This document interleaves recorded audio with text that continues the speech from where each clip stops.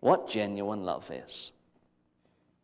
So, for instance, the husband or the wife who says they're not getting what they need in bed,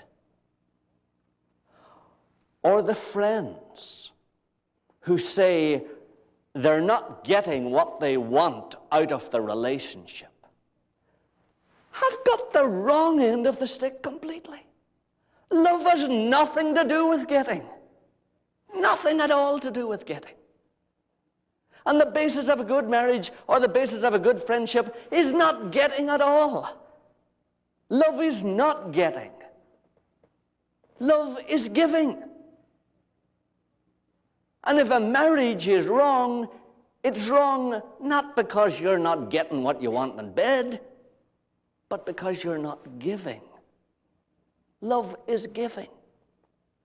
And if you have a friendship with some guy or some girl or some man or some woman at work, and the friendship is not good, it's not right, it's not because you're not getting what you want. If that's your attitude, there is no relationship, there is no friendship, there is no love. Love is not getting. Love is giving. That's the whole basis of the universe. The famous verse that probably anybody in this room could quote is John 3:16. And it's the basis of our very existence here together. And it runs exactly this way: for God so loved the world that he got, no. For God so loved the world that he gave. Loving is giving. So, loved ones, the most basic of the three characteristics of genuine love is that it's concerned with giving, not with getting. And you see, I think a lot of us err there because we say, oh, listen, there's plenty of love in our marriage and there's plenty of love in this friendship that I have, but I'm just not getting what I want out of it. Well, you're just contradicting yourself. Love is not getting. Love is giving.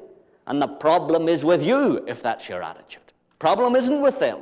Problem isn't that they're not free enough physically, or that they're tied up, or they're frigid, or they're not giving in their friendship what they ought to give. That's not it. The problem is with you, right down deep in there. When you're preoccupied with getting, you haven't the first clue about what love is. And you'd better get yourself organized, because you're going to become a little animal that nobody can deal with. And I think, loved ones, that's why a lot of us have troubles, you know. That we've almost lost the idea of what being just an ordinary human is, let alone being a child of God.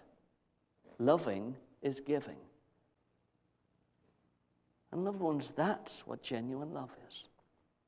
Not nagging, not bossing, not ordering, not criticizing the other person, not always preaching at the other person, but wooing them, forgiving them, forbearing with them, being kind to them, being like Jesus to them, with one constant desire in your heart that they'll be more like Jesus tomorrow than they were today. So that when that moment goes, when their breath goes from their body, they'll slide right into a joyful, bright presence of the Savior. That's what genuine love is. And that's what husbands and wives are about. And that's what friends at work are about and friends at school. And when the other person begins to sense that you love them like that, there's a power that is released in their lives that begins to change them from the inside and begins to enable them to experience heaven here on earth.